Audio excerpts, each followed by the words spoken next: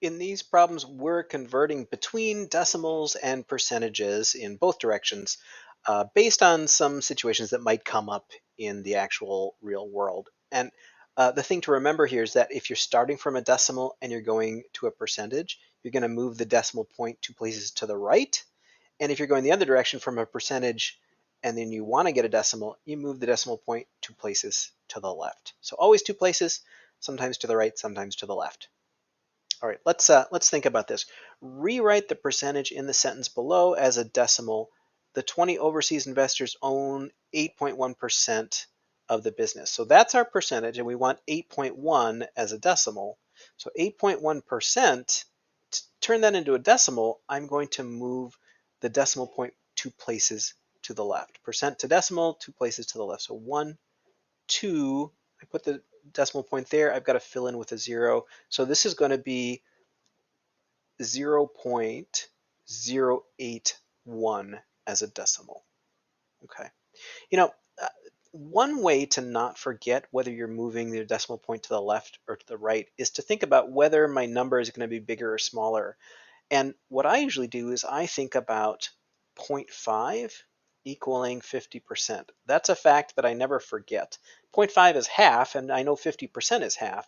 So if I'm starting with a percent, the percent number is pretty big, 50. The decimal's smaller. Okay, so that's one way that might be helpful to remember if you get confused about which direction to move the decimal point. All right, let's try B here. It says rewrite the decimal as a percentage, and it says the large tanks made up 0.82 of their sales last quarter. So we've got 0.82, and we want to convert to a percentage. When you're converting a decimal to a percentage, you move the decimal point to the right 2 places, and that's going to give us 82%. Also, you can see that the last place here is hundredths, and this is 82/100ths, and 82 over 100 is 82%. So that's another way to think about it. Let's try one more set here. All right, so this time we've got a decimal, and we want to write it as a percentage. It says the model was 0.425 of the size that the original was.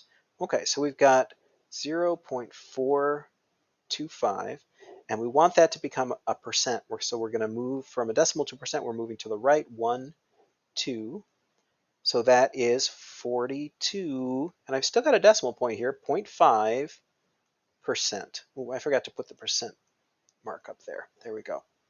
All right, and the last one, we've got a percentage, and we want to rewrite it as a decimal. So we're moving the other direction. We've got 2%. Our decimal point would be here, and we want to go to the left now, 1, 2.